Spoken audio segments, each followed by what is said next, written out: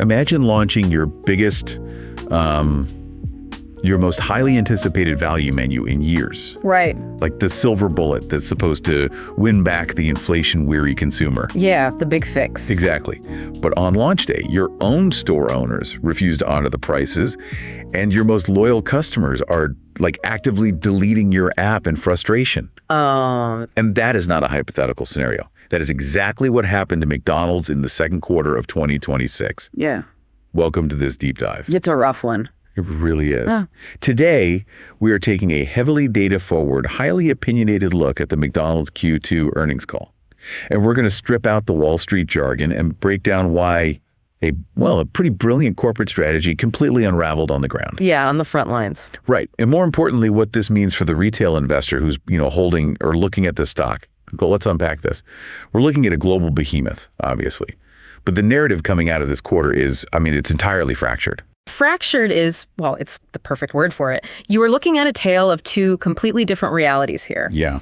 On one hand, McDonald's has this incredibly resilient, almost unstoppable global machine that just continues to churn out fantastic results internationally. Right. But then on the other hand, that global success is clashing violently against a surprisingly messy, chaotic execution in their flagship United States market. It's wild to see. It really is. It's basically a masterclass in how whiteboard strategy means absolutely nothing if the frontline operations and the franchisees aren't, rowing in the same direction. Yeah, if they aren't on board. Yeah. So let's get right to the headline data, because at first glance, the top line numbers don't exactly scream disaster. No, they don't. Adjusted earnings per share came in at $3.38.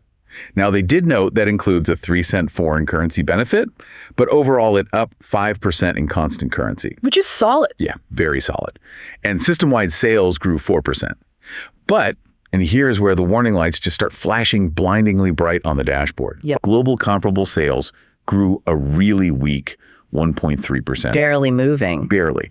And the glaring miss of the quarter, U.S. comparable sales grew a measly 0.8%. Oh, yeah. Falling well below expectations, like across the board. So for the retail investors listening right now, let's pause on that. Yeah. Why is Wall Street so hyper fixated on that specific 0.8% metric? Well, because comparable sales, or comps as we usually call them, it's the absolute lifeblood metric in the restaurant industry. Okay. It measures sales strictly at restaurants that have been open for at least a year. Right, so ignoring the new ones. Exactly. Yeah. The reason we strip out the new store openings is to prevent a company from artificially masking a dying core business just by building new locations. So it's the real health of the business. Exactly. Comps tell us the ground truth.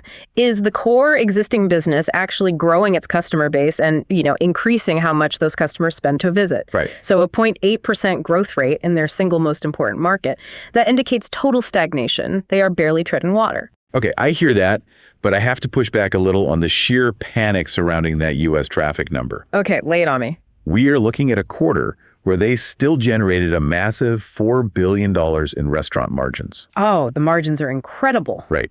Their year-to-date adjusted operating margin sits at a staggering 46.9%. Mm-hmm. When I see a 46.9% margin, I see a financial bulletproof vest. That's a good way to put it. Doesn't a margin that wide practically insulate the company? Like absorbing the blow even when they completely stumble on execution. It protects the downside, yes, absolutely. But it doesn't give you a free pass on growth. Fair enough. What's fascinating here is to understand why that margin is so high in the first place and why Wall Street still punished them for the traffic miss, you have to understand the mechanics of the McDonald's business model. Unpack that a bit.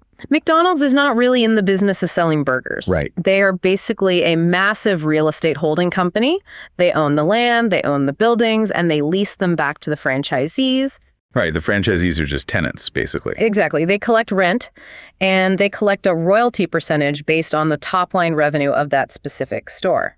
So whether a franchisee's personal profit margin gets squeezed by, say, the cost of beef or higher local wages, corporate McDonald's still gets their cut right off the top. Precisely. That dynamic is what creates that indestructible 46.9% operating margin. It's wild. It is a cash-generating fortress. However, markets are entirely forward-looking. Always. Wall Street values future growth way above present stability. So Flat U.S. traffic is a massive red flag because it signals a fundamental disconnect with the core customer base. I see. Right, because if foot traffic drops, the top-line revenue of those franchise stores drops, which eventually bleeds into the royalties that corporate collects. So it's a delayed reaction. Yeah. The margin acts as a shock absorber today, but if the U.S. customer fundamentally stops showing up, the fortress eventually cracks. That makes a lot of sense. And that makes the underlying causality the absolute most important thing for us to dissect today. Exactly. Because if the real estate model guarantees cash flow today, but the U.S. customer is suddenly just ghosting them, we can't just stare at the margin spreadsheet. We have to look under the hood. We have to figure out why. Right. Why did the American consumer pump the brakes in Q2?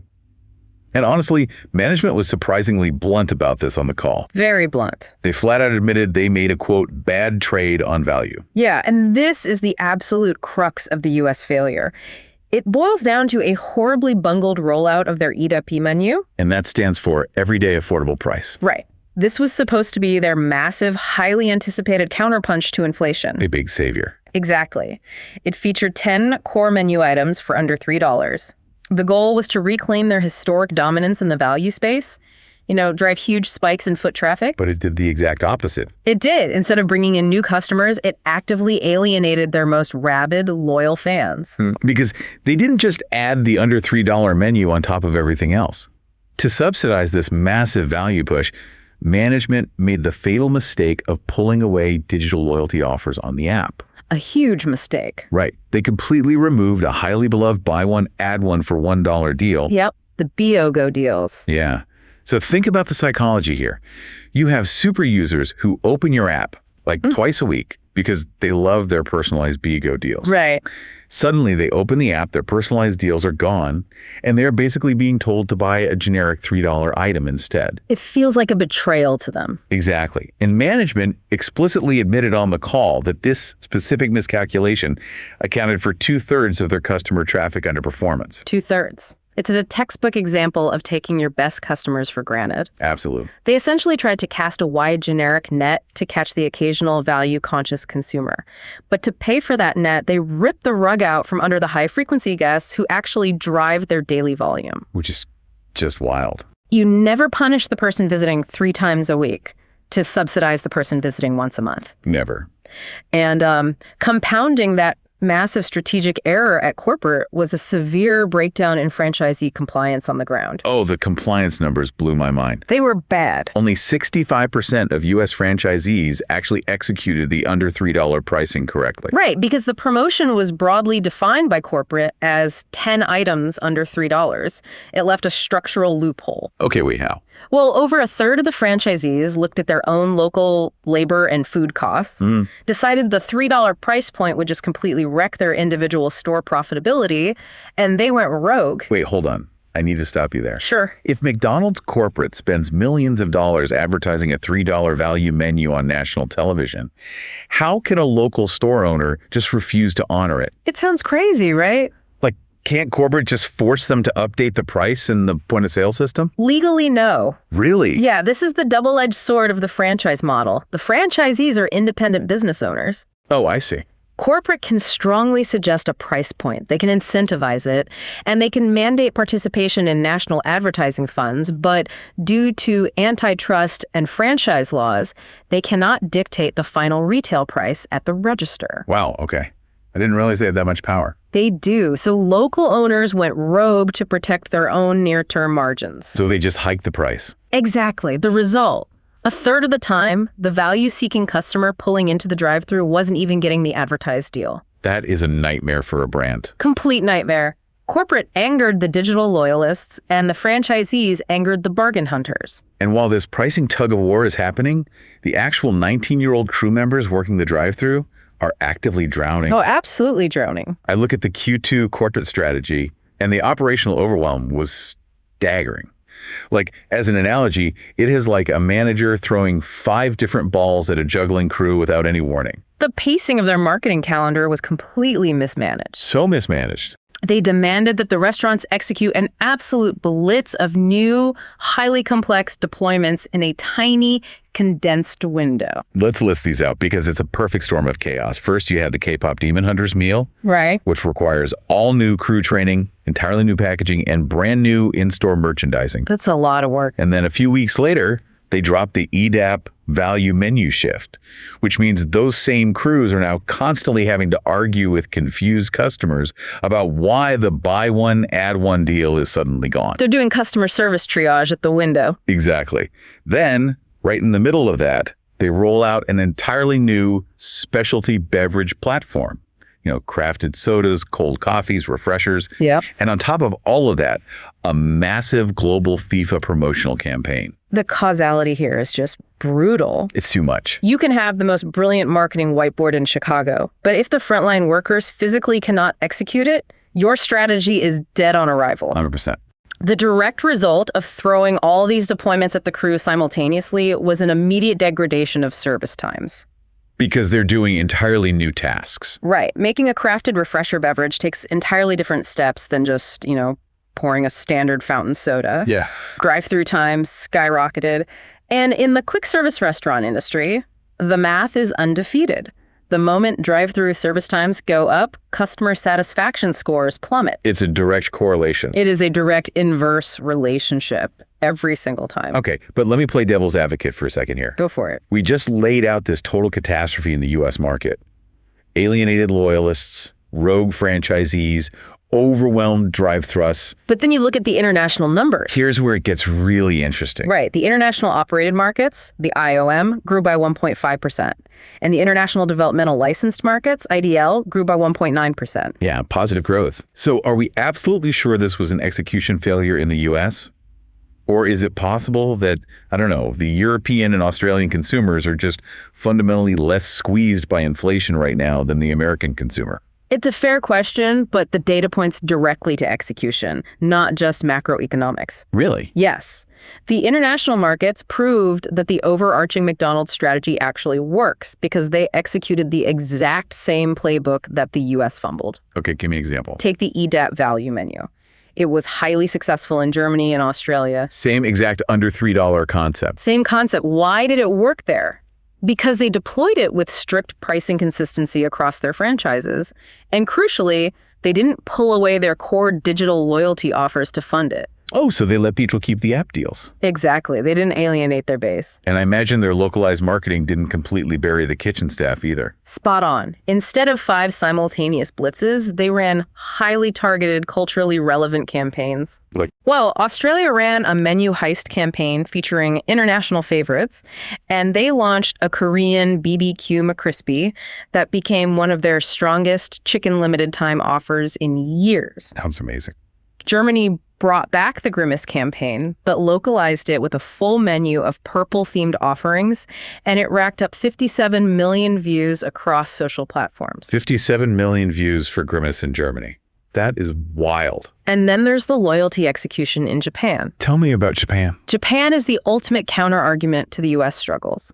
They just logged their 10th consecutive positive quarter of comparable guest count growth. 10 quarters. That's 2.5 years of straight growth. Yep. And what powered that decade-long streak of quarters, or 2.5-year streak? A loyalty program that they launched less than a year ago, which already boasts nearly 20 million 90-day active users. Wow. So the playbook itself, value menus, chicken innovation, digital loyalty, and viral marketing, it works beautifully. It works when you execute it. Right. The U.S. market simply tripped over its own shoelaces by trying to cram 12 months of strategy into a 3-month window. So if the root cause of this U.S. traffic jam is clearly operational overload and terrible franchise alignment, the immediate question for retail investors is, well, does corporate actually recognize this rot? Right. Or are they in denial? Exactly. Or are they just blaming the economy? But based on the executive shakeup they just announced, it's abundantly clear they know exactly where the problem is. They are definitely not sitting on their hands. The most critical move management announced is appointing Skye Anderson as the new president of McDonald's U.S., replacing Joe Erlinger. Yeah, I saw that. This is not just shifting deck chairs. This is a highly calculated, targeted appointment. Anderson comes with 26 years of experience. But more importantly, she has a deep, gritty background in ground-level operations. She actually knows how the restaurants work. Exactly. She most recently served as the Chief Operating Officer of McDonald's USA. And on the call, they specifically highlighted her time running the U.S. West Zone. In that role, she oversaw 5,700 restaurants, drove comp sales up more than 30%, and increased average restaurant unit cash flow by $100,000. Those are massive numbers. Massive. She's explicitly viewed internally as a change agent. To me, this reads like corporate realizing they desperately need a disciplined, operational heavyweight to wrangle the franchisees back into alignment. Yeah. And basically take a sledgehammer to the deployment calendar so the crews don't get crushed again. She is the exact profile you want when your problem is execution. She innately understands how high-level corporate strategy impacts the 19-year-old at the fry station. Which is exactly what they lost sight of. Exactly. But fixing the U.S. operations wasn't the only major pivot. Management also had to address the broader macroeconomic environment regarding their global footprint, right, which led them to officially revise their store count targets. They originally promised Wall Street they would hit 50,000 global restaurants by 2027. And they backed off that. They've now pushed that target back a full year to 2028. And they cited a pressured consumer environment and the cumulative inflationary impact on development costs. Right. Simply put, pouring concrete and building restaurants is wildly expensive right now. But as an investor, I have to ask, is pushing back your global expansion by an entire year a massive red flag? Like, is it signaling underlying weakness in their cash flow? Or is this actually incredibly smart, disciplined capital allocation in a tough economy? It is entirely the latter. It points to disciplined capital allocation. They stated very clearly on the call that they base new store openings on the ability to generate attractive returns on invested capital. Okay, the ROI has to be there. Exactly. If raw material and development costs are inflated to the point where the return on investment shrinks, plowing ahead and burning cash just to hit an arbitrary 2027 deadline would be highly irresponsible. Yeah, it would just be bad business. It shows they prioritize unit profitability and quality over mere quantity. And let's keep some perspective here. Even with the delay to 2028, this revised timeline still represents the fastest period of restaurant growth in the company's entire history. That's a great point. Now, to get those existing restaurants humming again, they are rolling out their new overarching growth strategy, which they've dubbed McDonald's Next. Yep. It focuses heavily on taste, quality, and hospitality. Now, look, talk is cheap. But there was one specific operational data point they revealed that really stood out to me. Oh, the training thing. Yes. On October 5th, which happens to be Founders Day and Ray Kroc's birthday, they are launching the largest single training exercise in the history of the company. It's massive. They're going to simultaneously retrain over 2 million restaurant crew members globally. Yeah. Entirely focused on a new gold standard of hospitality and food quality. Trying to retrain 2 million people on a single day is a logistical mountain that few companies on Earth could even attempt to climb. It's mind-boggling. But it directly addresses the core foundational issue we discussed earlier, the operational breakdown in the drive-thrus. You cannot just send a memo mandating better service times. You have to structurally train for it. You have to actually show them how to do it. Right. And they are doing this retraining now because they have a massive new revenue lever they're actively pulling. The beverages. Exactly, which is that new specialty beverage platform. I want to spend a minute on this beverage platform because it feels like a Trojan horse for massive margin expansion. Oh, it absolutely is. We are talking crafted sodas, refreshers, cold coffees, and they're even adding Red Bull Energizers to the menu. Yep. They've been quietly testing this in markets like Germany, the US, and Canada, and the results are apparently blowing past their internal expectations. But the most crucial detail here isn't what they are selling, it's us when they're selling it. This is the key. Over half of the traffic for this new beverage platform is coming in the afternoon. If we connect this to the bigger picture, the afternoon timing is the entire thesis. Explain that for the listeners. If we look at the unit economics of a fast food restaurant, the afternoon, between the lunch rush and the dinner rush, is historically a dead zone. Right. This store is mostly empty. Exactly. The grills aren't running at max capacity, the drive-through lanes are clear, but the franchisee is still paying the exact same fixed costs for labor, rent, and electricity. The overhead doesn't change. It doesn't. By driving new incremental traffic into that specific off-peak window using high-margin beverages, you drastically improve the profitability of the store. Because the rent is already paid. The fixed costs are already covered by the lunch rush, so those afternoon beverage sales drop almost straight to the bottom line. And it gets better, because they are seeing a 50% increase in average checks on these specific orders due to high food attachment. Yes. Which means, in plain English, people aren't just pulling up to buy a $4 cold coffee.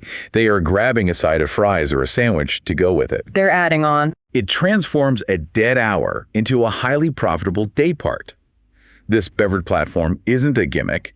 It's a multi-year growth catalyst. It completely changes the financial math of the physical real estate. So what does this all mean?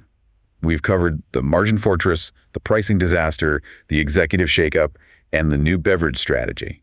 Let's bring this directly back to the retail investor listening right now and get to the bottom line. Let's do it. What is the actionable takeaway from this transcript? Our verdict on this earnings call is that investors need to brace for short-term pain, but the underlying signals are highly bullish for the long term. You definitely need to brace for a rocky Q3. Management was unusually candid, admitting that U.S. comp sales were already slightly negative entering July. So the bleeding hadn't stopped. No, it hadn't. You cannot turn around a massive global marketing apparatus overnight. The marketing campaigns for Q3 are already in flight. Right, those commercials are already bought and paid for. Exactly. It takes structural time to renegotiate value menus with stubborn franchisees, completely rewrite the operations calendar, and retrain 2 million crew members. The Q3 numbers won't look pretty. The turnaround requires patience. But our stance is that this stock remains highly attractive over the long haul. And it comes down to a very specific, incredibly rare trait we saw on this call: unprecedented management self-awareness. It was so refreshing. Normally, when a company misses on traffic, the C-suite finds a million external excuses. They blame the weather, they blame the macroeconomy, they blame consumer sentiment. Yep, it's always someone else's fault. Always. But this management team came out and explicitly said, we made a bad trade on value. We overwhelmed our staff with too many deployments. We angered our franchisees. We failed to execute. Yeah. That level of brutal accountability is the mandatory first step to actually fixing the problem. Accountability is rare on Wall Street. And beyond the self-awareness, the underlying structural investments they are making behind the scenes are profound. Like what? Well, by 2027, they are consolidating their entire global digital infrastructure. Think about how massive this is. They are moving to one single app, one global HR system, one pricing engine, and one finance system worldwide. Oh. All of this will pool into a single global data lake. For a company of this scale, the reduction in general and administrative expenses, what we call the G&A drag, is going to be massive. Because right now it's just a patchwork. Right now, they are paying to maintain dozens of fragmented systems across different countries. Unifying that into a single digital nervous system will dramatically expand their corporate margins. So the actionable advice for the retail investor is simple. If you currently hold the stock, do not panic over a 0.8% U.S. comp miss. Rely on that 46.9% operating margin. Yes, lean on the real estate. Let that real estate fortress protect your downside over the next quarter or two, while the new U.S. president, Skye Anderson, cleans up the messy operations calendar and gets the franchisees back on the same page. The fundamentals of the brand are entirely intact. Corporate just needs to stop throwing 5 balls at the drive-through workers at once. Exactly. But, while the financial fundamentals are intact, this earnings call actually raises a fascinating philosophical question about the future of the brand itself. Oh. This raises an important question. During the Q&A portion of the call, CEO Chris Kempczinski made a really profound admission about the nature of their marketing. What did he say? He noted that the days of a massive corporation dictating its message to consumers via polished, carefully focus grouped TV ads are completely dead. He explicitly called McDonald's the customer's brand now. Right. He pointed straight to that Grimace campaign in Germany that got 57 million views. Exactly. McDonald's corporate didn't meticulously script and control that narrative.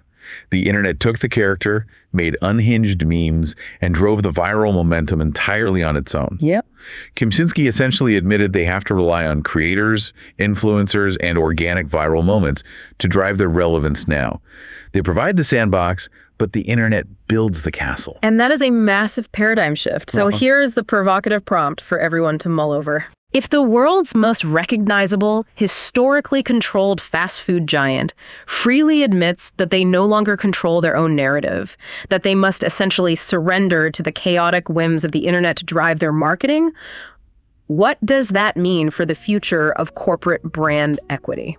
That's a great question. Are massive global companies now just helpless passengers on cultural algorithms that they can only hope to monetize? That is a wild shift in power, straight from the corporate boardroom to the teenager smartphone.